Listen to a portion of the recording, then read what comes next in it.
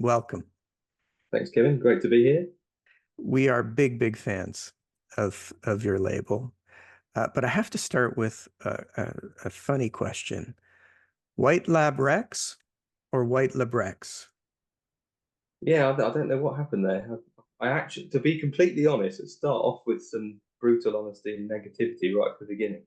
I kind of don't like the label name anymore, but we've gone very far down that track now, and we have to carry on with it. So it is Whitelabrecs. So it kind of abbreviates White Label Records because when we started, it was literally a black CDR vinyl record CD.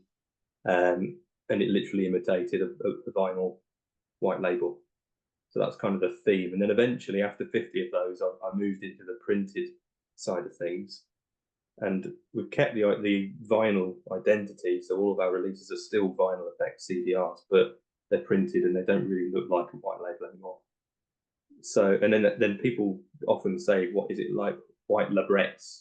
Or they quite often make that assumption, which isn't correct. So yeah, that's the story behind that.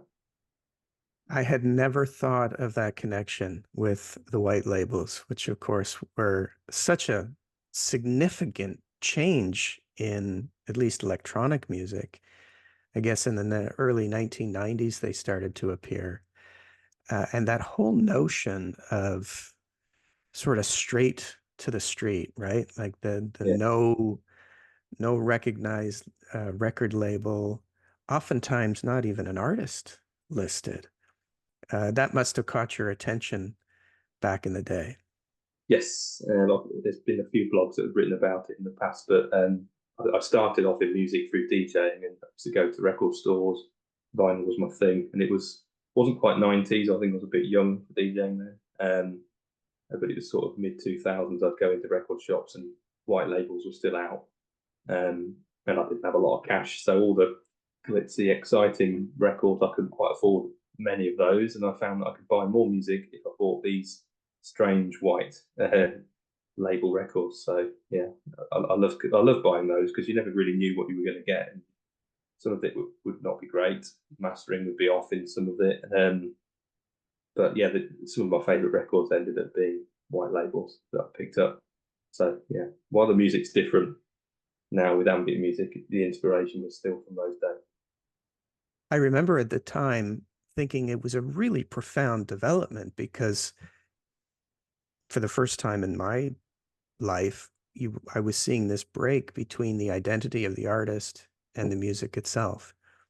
This had never happened before, that artists would consciously put something out quite so anonymously. Here and there, maybe individuals doing that, but the idea that that could be a movement struck me as a really important idea, and in all the years since, it's kind of changed my whole perception of how important the identity of the artist is. Don't want to lose that altogether, of course, but anonymity has taken on a greater relevance since then, and very much true of a lot of work in the ambient space. Yeah, definitely. Plenty of pseudonyms there that are anonymous in the scene. Now, you've got some news to share, which I want to get to right up top that has to do with pseudonyms. So Good, thank you, Kevin, because I was going to have to go try and go speak to it. for the next 20 minutes. Yeah, so it's probably not a surprise to many, but I'm basically aside from my own work as Harry Towell or Spheruleus, I am also glåsbird, and I've obviously been running that solely on Whitelabrecs since 2018 when it all began. And I've finished the 8 album Sonic Expedition series, where I was basically traveling from my armchair with music.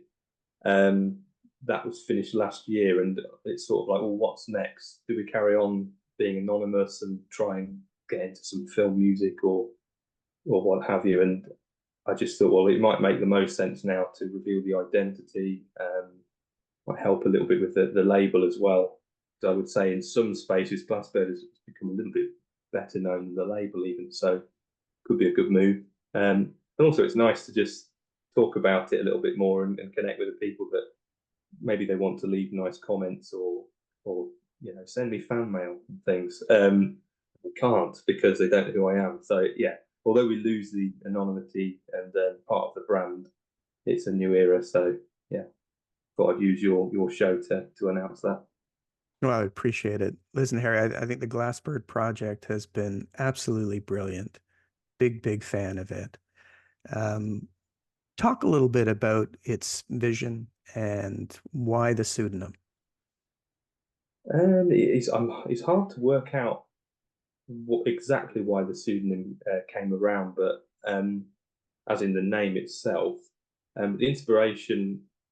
I think my choice of holiday destination with me and my wife is a little bit different. I think when we were younger, we would before we had kids and we go abroad, it would be sort of sun-seeking holidays, and they were great. But I've always wanted to go to cold countries like Iceland and the Arctic and those kinds of places. Um, and I've always just been fascinated by far and away remote places. Um, and sort of looking into those, the cost to get to some of the places from which my albums are based, it would just be almost impossible. But I've always found geography fascinating since being a child. So I can look at maps and satellite footage and Google Earth for hours, and it just really fascinates me. Um, so that I sort of did the Greenland album to start with and researched everything available on Greenland, watched YouTube documentaries, was on Netflix, anything I could find that sort of taught me about that space in the world, immersed myself in it and tried to create a soundtrack as if someone had asked me to write one, almost as if I'd visited to try and sort of depict through sound what I'd seen really. And then it just sort of, excuse the pun, snowballed, and I just kind of kept thinking, oh, where can I go to next? And it's literally, because I'm a dad of two, it's sort of a dad armchair traveling his way around the world whilst not actually going anywhere. And it's been great fun. The one that had the greatest impression on me was Return to Sea and Sardinia, which had quite a backstory. Yeah, basically, Daniele, the producer and the film creator, he contacted me out of the blue and said, can you be our composer? And yeah, basically they revisited Sardinia 100 years since D.H. Lawrence did, to sort of retrace his steps from that book that he wrote. So that was absolutely fascinating to work with Daniele, and him and his team visited Sardinia, took lots of footage, met lots of people. If you've not seen the film, I need to find out whether it's available online. Hopefully, at some stage it will be. But it's a really interesting film. That really gets across the culture as it is today in Sardinia. Really fascinating, and yeah, it was a pleasure to have my music involved. Lots of hard work. It meant composing music around the clock over probably 2-3 minute period. I must have made about 30 tracks. Didn't use all of them. But it was it was my first experience of composing music to film, and it worked in a strange way because normally you would see the visuals and create a composition, but I was actually asked to just create loads of music and we'll go off and make the video, and then we'll just stitch them all together as we see fit. So it's much the soundtrack Daniele had heard before he actually went to Sardinia, so we had the music in mind as he was out there, as he was shooting. So yeah, it's quite an interesting collaboration. He must have been surprised. I assume he reached out to you as the label owner, not realizing that you were the artist as well. Can't remember precisely how it happened, but I did actually launch a Glassbird website, which I've neglected terribly, which will change this year, hopefully. I'm pretty sure he actually did find me on the website, and he might have discovered me from Bandcamp, and he reached out on email. So Well, very good. I Very good. obviously told him who I was straight away. Easier that So way. he's been keeping the secret too, then. Yeah, a few people have. Yeah, I've got some good friends in the scene who, it's too hard to pretend. I mean, in the beginning, when I had to reply to emails as Glassbird, I was sort of almost trying to write differently and try and make it look like I was a different person, a different brand, or possibly not English, that kind of thing. And yeah, it was too hard to keep up in the end. Why do you and why do you think so many other artists record under multiple names or use pseudonyms more broadly? What's the appeal? I think it's when you've got a long-standing project, you can. There's a mixture of a few things. There's boredom, and then there's looking back at your discography and thinking, there's one or two things in there that I might have done differently. Today, I'm still proud of what I've done and the labels I worked with, and the CDs on my shelf, and I'll cherish it forever. But would I approach it that way? No, I wouldn't. My sound has changed and it's progressed. I probably sound different now to how I used to. Sometimes it gives you either a way to take things more seriously and compose and use all the skills that you've got now, forgetting what you've done in the past, or also it's a chance to experiment and do something that I've got a good thing going on with my current pseudonym. I'm going to try something out rather than risk alienating the people that follow me as they do now. I'll just have a go with something else, see how it goes. And that was probably the plan with glåsbird, but somehow it worked quite well. So, and then I ended up moving all my eggs from the previous basket to this one. It seems to me there's also that ability to keep separate these different aspects of our life. The side hustle has become such a mainstay in people, certainly creative people's lives these days. And I wonder if you relate to that, this idea that you've got multiple identities almost, creative and otherwise. Yeah, I mean, I definitely sort of live off creative energy, really, and that's can be good and it can be bad. But um, if something creative doesn't work out, you get that sort of natural, that sort of didn't quite go how I planned, and I've sort of lost some of my energy. If you've got enough creative identities that you can just switch into another immediately, it really helps, and it sort of means that all the different sources of energy from the different projects, they ebb and flow, and you can just pick one that you're feeling on the day, so to speak, and just crack on with it. Does it allow you to maintain a bit of distance from an egotistical way? Is there less egoism in the work as a result of not always producing work under your own name?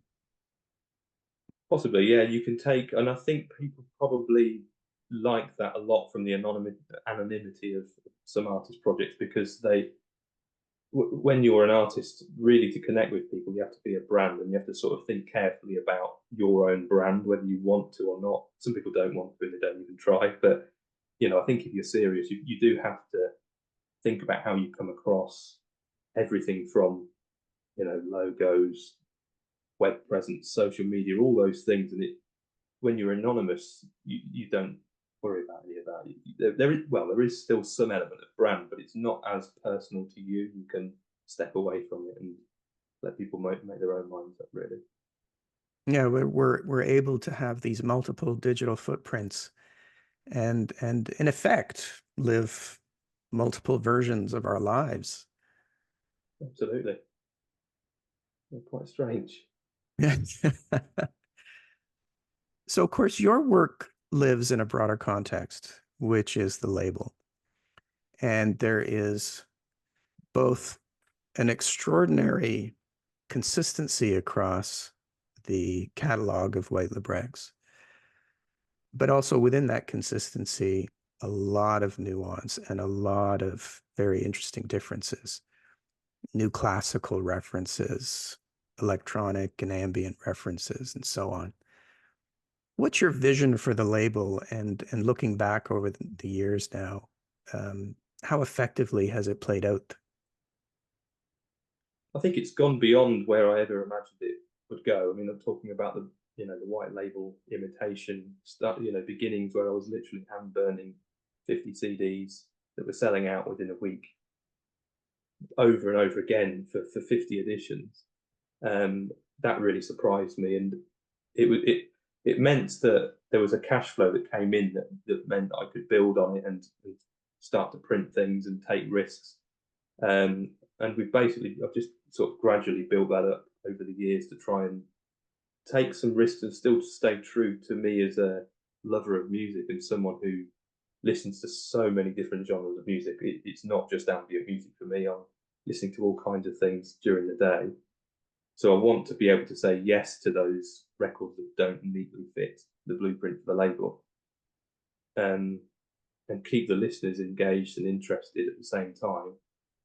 So it's quite a hard line to tread, because you could do something that's completely different and out there, and it would surprise people, and then it doesn't work. But somehow I've managed to keep a bit of a lid on it, and yeah, I think you're quite right. It has got a lot of nuance, but it does sort of feel like it has an identity. I never planned for it to be that way. If I look back, I don't think I ever sat down with a business plan or a strategy meeting with myself to work out where I want to take things. It was just, oh, demos come in. Do I like it? Yes or no? Yes, I do. Let's give it a go. Oh, it worked. Let's do another one. And that's how it all started. I guess I'm doing the strategy and the business stuff now, sort of nearly 9 years on, which is really strange. There's a delicate balance, isn't there, between maintaining consistency, developing a reputation as a record label so that people know what they're getting, right? When I think about the best labels the labels I've enjoyed most, it's the ones that I would take a chance on because I knew aesthetically, at least roughly, what I was going to get. Certainly the case with your label. But is that ever constraining? Do you ever, you say, like a lot of us, you have a lot of different tastes in music. Do you ever find yourself wanting to put something out that's just way outside that box? I think sometimes, yeah. I mean, I think you know, because I mean, when I got into DJing, I love house music and deep house music, and it'd be lovely to just get one of the bigger deep house names and said, "Oh, I'm happy to release an album on your label." I know it's not ambient music. I'd love to do that, but I'm pretty sure most of my fans wouldn't like it, so I don't even entertain it. So I guess you could say it's constraining, but ultimately, if that's what I really wanted to do, then I think probably starting a separate label would be the way to go with that. So I sort of see that all the projects I've come up with, whether it be a label or an artist name, I never say, right, that's finished, that chapter's over. So I used to run the net label Audio Gourmet, probably not released for several years, but I've not announced that it's over because I could come back to it someday. So I sort of think if there's something I want to give a go, just go away and do it. If it works, great. If not, just put it down. Maybe come back to it another day. Why do you think ambient music has had such a sustaining impact on music and on young people? I'm struck by how many generations of young people have turned on to the music. I think it's always been present in some way through films and movies, and it's obviously become a genre which was more on the underground, and sort of the movie side of things, um, and the music itself is connecting. And then also these days, I think people are realizing that it does have an effect on you as a person, whether you're into music or not.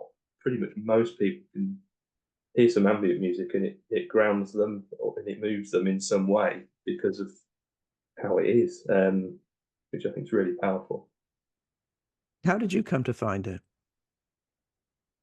Again, from DJing, I think really. I used to play in nightclubs. I sort of get home about 4 a.m. with very heavy record case that I was struggling to contain. And I'd be tired, but I couldn't sleep because I'd have sort of tinnitus from the rattling cans in my ears and the speakers. Um, and eventually, I discovered ambient music just through going down different rabbit holes. I think it was Brian Eno, Robert Rich, those guys. But I found that when I played it at night, it was just the perfect tonic, and it really it had a grounding effect on me after that sort of very loud experience from the DJing. And then I found I was listening to it in the day. I was out walking. It helped me connect with nature, and I'd sort of take pictures and I think, you know, there's something artistic in this beyond just playing other people's records in the nightclub. Yeah, and it gripped me from there. What's your take on drone music? There's not a lot of pure drone on the label, but obviously that and ambient music are closely connected. Yeah, still, I do still really like drone music. And that more or less got me into ambient music. I started off with drone. Um, it is very minimal in nature, and sometimes I find that some of the drone records I have put out, that people have not necessarily gone for them and connected with them as much as they have, say, the modern classical stuff, because it doesn't have that instant reaction. But I just do still really like it, and I suppose that's one of the reasons why I launched the digital series that we have alongside the CDs, so that I can cover a bit more ground. And if I really like a record, but I'm worried about whether I'll be able to make the money back, um, I can at least still support the artist and go with something that I still enjoy myself and I'm proud to release. Speaking about supporting artists, your Home Diaries series produced during the pandemic, great success, I thought. Um, Not just a way for artists to distribute their music, but also I felt a kind of document of what we were all experiencing at the time. How do you feel about it looking back? It's one of the biggest landmarks in the label's catalogue, I think, and it came at such a strange time for everybody. Um, I mean, for me personally, I was furloughed from work, so although I was more or less on full pay and I didn't have to travel, so the money that I would have spent on traveling was swallowed up. Um, and so I kind of wasn't worst off financially. You know, I was able to spend 3 months at home with my young family, and then the day job was, oh, I wonder what it's like to be a full-time record label owner, and what can I do with all this extra time? Um, and so, but alongside that was an unsettling feeling of, am I going to get my job back again after this all finishes? Um, People aren't really buying physical music. Will that ever return because of the pandemic and all that uncertainty? So it's quite, I wouldn't say it's selfish because everyone's in the same boat, but there was a lot going on at the time. And I started to create my own record to sort of document that experience, because I knew, like everyone, how profound that time of life was for the whole world. And I wanted to capture that. I started making my own record, and then I thought, well, why don't I roll this out to lots of artists and create a series? Um, and that really helped me, because it was fascinating to hear from people from, say, South America, Berlin, all over the world. I had Iran, all the different countries, and along the way, I was saying, well, what's going on in your country with the pandemic? How have you guys been affected by it? And hearing the stories from people from around the world was just fascinating and really helpful. And obviously, I knew that the people out there sort of checking out this music would also feel the same way. So Besides yeah, helping the artists who were unable to tour, so there was the economic boost that came from being able to record more and distribute through labels like yours. I think you also captured something. And there were a couple of series who did that. Yours, I think, was one of the best examples of capturing a moment in history. And I think that when people look back on the pandemic, you've given them a kind of soundtrack. yeah, yeah, that was the plan initially for myself, but I realised it was much bigger than me and even the artists that I was working with. It's something for everyone to sort of absorb and reflect on. And obviously, we released it on CD in the end, when we were able to get back to that as a compilation of a track from each of the 30 records. And in that is a booklet with a photo from each artist from their home. So again, that's really interesting to think of all those different locations across the world all connect through one concept and one idea. So yeah, immensely proud of that.